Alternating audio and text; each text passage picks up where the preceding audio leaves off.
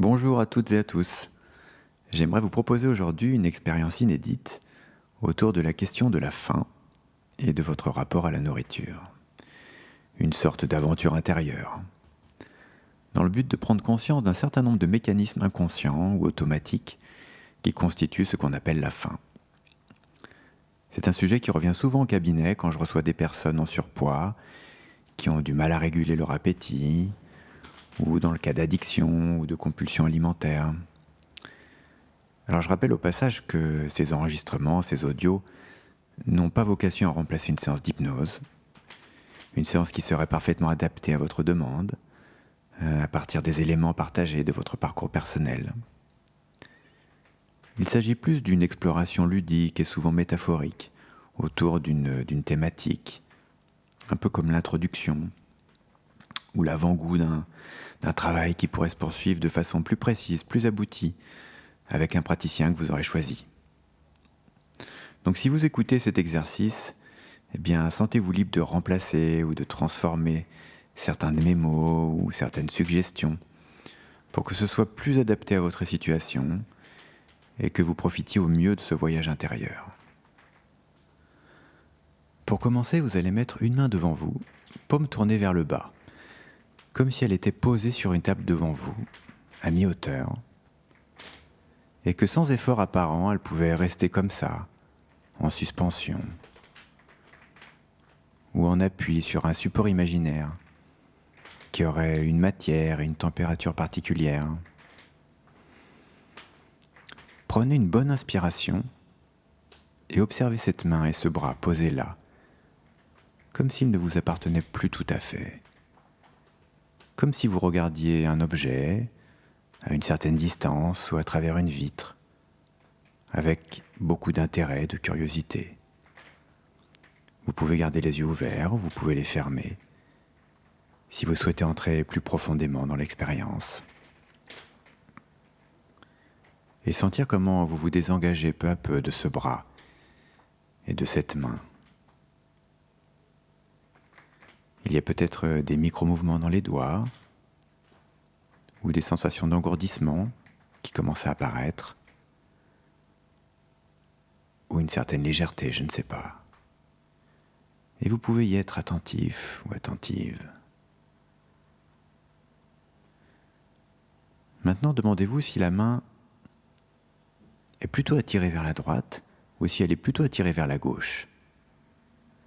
Et soyez attentif à la façon dont le mouvement commence à se faire tout doucement. Comme si une part de vous, moins conscientisée, ne pouvait pas s'empêcher de répondre à cette question et faisait bouger le bras et la main dans une direction ou dans l'autre.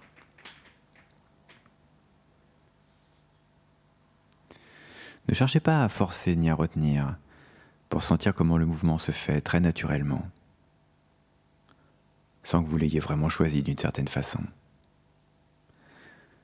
Vous connaissez probablement l'importance des mécanismes d'inhibition dans notre cerveau, pour nos apprentissages, pour contrôler nos impulsions à réagir, à répondre, pour notre mémoire également, car c'est en oubliant certaines choses qu'on renforce le souvenir d'autres choses.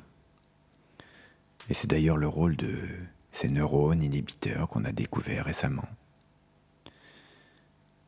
Alors justement, pour aller un peu plus loin, j'aimerais vous demander maintenant d'inhiber ce premier mouvement involontaire. Et ça va être comme une métaphore pour la suite. Vous allez reprendre les choses en main pour orienter ce mouvement, mais cette fois volontairement, en le choisissant consciemment. Comme si vous pouviez prendre un peu de recul, évaluer les choix possibles, que ce soit à droite, à gauche, en haut ou en bas. Et vous suggérez intérieurement, avec une intention claire et précise, que la main va se déplacer dans la direction que vous avez choisie. Dites-vous simplement, ma main va dans telle direction. Et notez tout ce qui se passe.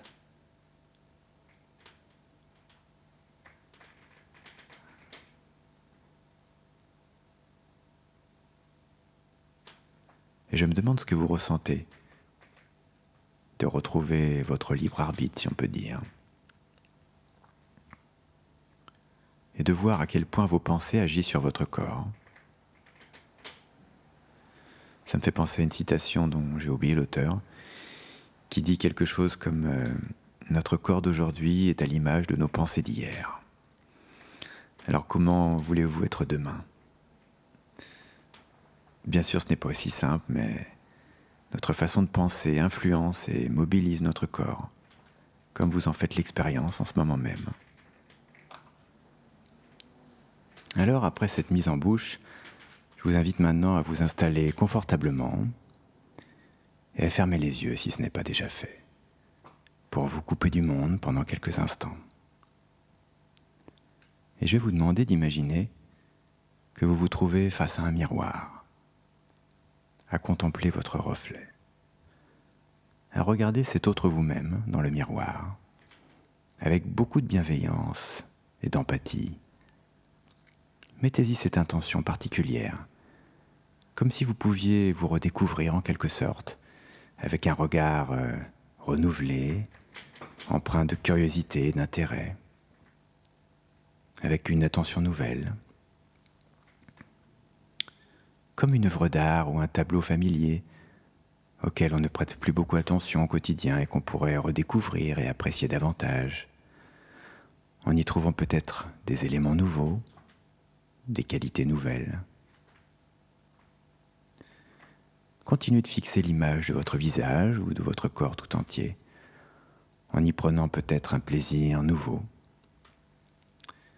jusqu'à sentir que peu à peu, vous vous rapprochez de cette image, à moins que ça ne soit l'image qui se rapproche de vous, et qu'à un moment donné, vous allez passer de l'autre côté du miroir et plonger dans votre reflet, comme si vous pouviez vous prendre dans vos bras et entrer en vous-même.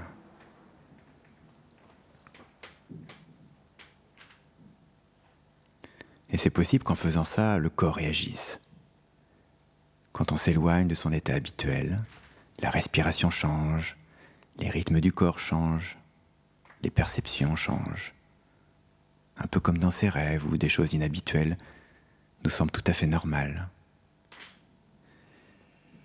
Et vous allez de plus en plus loin à l'intérieur de vous-même, comme si vous pouviez glisser en vous-même, le long d'un toboggan intérieur. Laissez-vous emporter par votre imagination. Laissez-vous conduire par cette part inconsciente de vous-même qui vous connaît tellement bien et qui vous amène peu à peu vers un lieu particulier, un endroit important où des décisions sont prises concernant votre prise alimentaire, la façon de vous nourrir et de gérer la faim, ou plutôt les faims, comme nous allons le voir. Dans quelques instants, vous allez pouvoir explorer cet endroit, à la fois imaginaire et réel, qui sera en quelque sorte le centre de régulation de votre appétit. Je ne sais pas à quoi va ressembler cet endroit tout à l'heure pour vous, mais dans un premier temps, vous allez faire face à une porte. Et derrière cette porte, vous allez bientôt pouvoir rencontrer toutes les faims qui se manifestent en vous à tour de rôle. Que ce soit les faims automatiques, comme la faim pendule qui se fait entendre quand c'est l'heure habituelle de manger pour vous. La faim volume, qui vous fait manger une certaine quantité, un certain volume de nourriture dans votre assiette, qui vous dit que c'est votre portion habituelle ou non. Il y a la faim miroir, qui s'exprime quand vous voyez quelqu'un en train de manger devant vous, de la même manière qu'on bâille quand on voit quelqu'un d'autre bâiller. Ou encore la faim désir, qui se manifeste par exemple quand vous passez devant une boulangerie et que vous sentez une bonne odeur qui vous fait saliver. Il y a des fins plus comportementales, comme la faim d'entraînement, quand on est avec des amis et qu'on s'entraîne les uns les autres. Puis il y a toutes ces fins émotionnelles qui vous poussent à manger pour de toute autre raison. Que ce soit pour vous consoler, comme un enfant à qui on offre une sucrerie après un chagrin, pour vous récompenser ou pour vous calmer, pour combler une sensation de manque, une frustration ou pour colmater une angoisse. Comme si le plaisir immédiat de manger pouvait effacer temporairement la douleur, la tristesse, la déception ou simplement le vide qui commence à émerger. Faim, douleur, faim, colère, faim, tristesse, faim, frustration. À la fin, ça fait pas mal de faim, n'est-ce pas? Alors je ne sais pas quelle forme, quelle représentation vont prendre toutes ces faims pour vous, mais quand vous serez prêt ou prête à ouvrir et franchir le pas de cette porte, vous allez pouvoir les laisser se présenter à vous et vous présenter à elles, pour les rencontrer avec curiosité et bienveillance. Et si c'est le bon moment pour vous, alors ouvrez cette porte et entrez. Observez la pièce ou l'espace dans lequel vous venez d'entrer. Est-ce une petite cuisine, une grande salle de réception ou toute autre chose? Laissez venir tout ce qui vous passe par la tête. Et prenez le temps d'observer, d'écouter, de ressentir tout ce qu'il y a à percevoir. Comme si vous pouviez mettre toutes ces parts inconscientes de vous autour d'une table. Et échanger, partager ou célébrer. Comme autant de mini-vous à rencontrer, à écouter, à nourrir. Elles sont d'ailleurs peut-être beaucoup plus nombreuses que celles que j'ai évoquées. Alors je me demande, quelle est l'ambiance? Est-ce calme ou animé? Mais à un moment donné, le silence et le calme vont se faire peu à peu. Et vous allez pouvoir leur parler et les questionner chacun leur tour.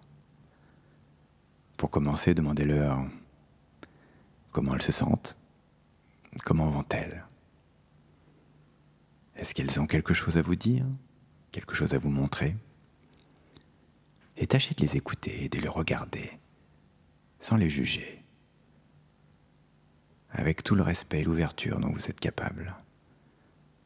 Elles ont peut-être un endroit, un souvenir ou un rêve à vous montrer. Et c'est peut-être quelque chose de surprenant, d'inattendu.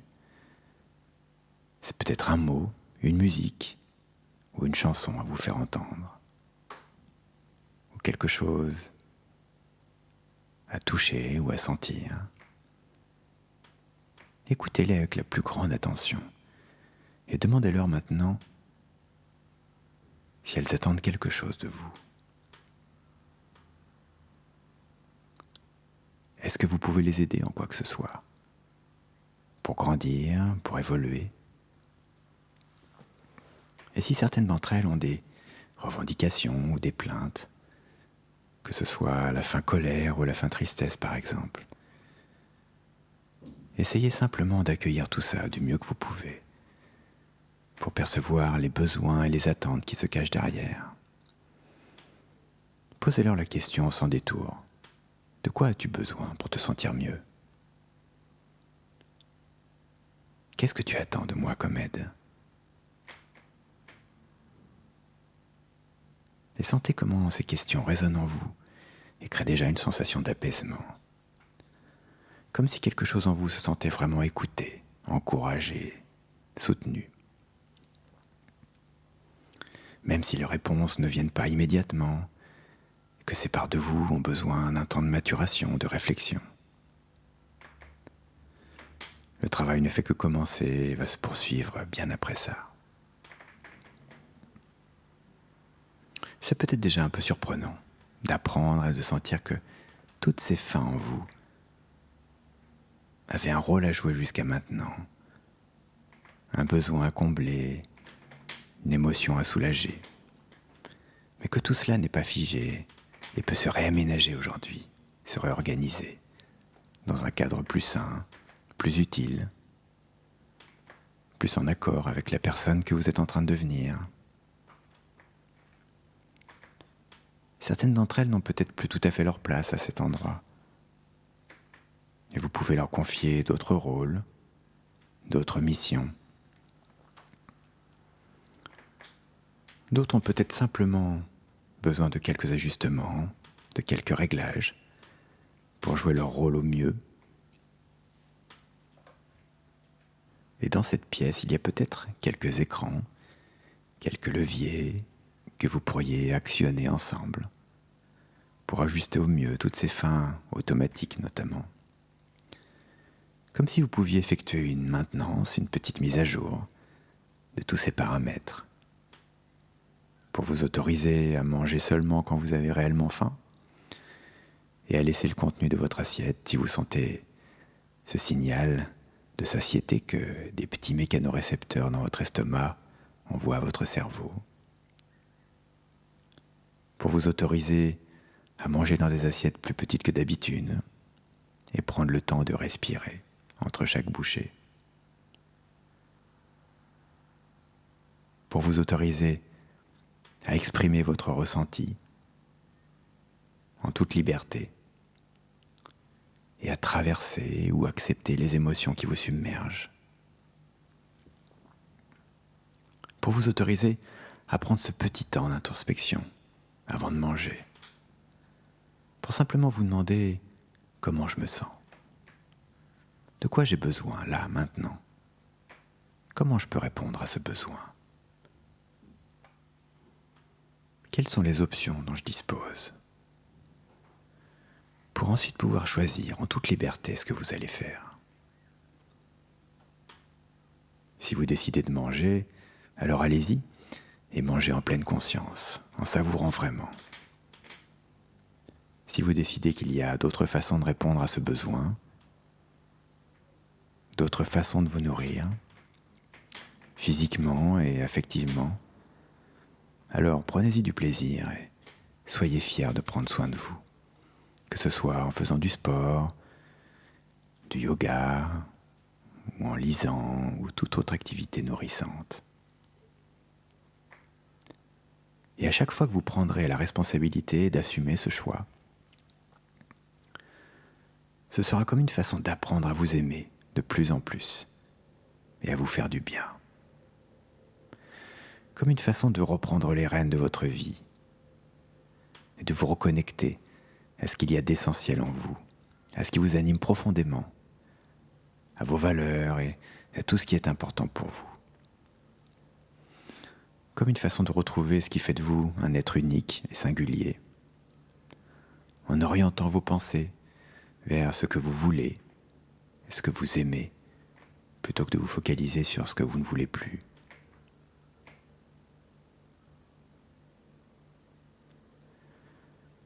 Alors vous allez maintenant pouvoir quitter cet endroit avec la satisfaction du travail accompli et peut-être une sensation de plus grande cohérence et d'alignement à l'intérieur. Vous pourrez bien entendu y retourner si vous en éprouvez le besoin ou l'envie. Mais pour l'heure, vous allez prendre le chemin du retour, en imaginant déjà peut-être les changements à venir ou des pistes à approfondir. Vous revenez à votre rythme, tranquillement, à l'endroit où vous êtes installé, ici et maintenant. Prenez tout le temps qu'il vous faut pour bien vous réapproprier votre corps, reprendre contact avec la réalité, retrouver des sensations et des pensées plus habituelles, et enfin ouvrir les yeux, vous étirer, bâiller, et reprendre le cours de vos activités, en pleine forme, après cette petite parenthèse que vous vous êtes accordée. Voilà, cette expérience se termine. J'espère que vous y avez pris plaisir. Et quant à moi, je vous dis à bientôt pour une prochaine expérience.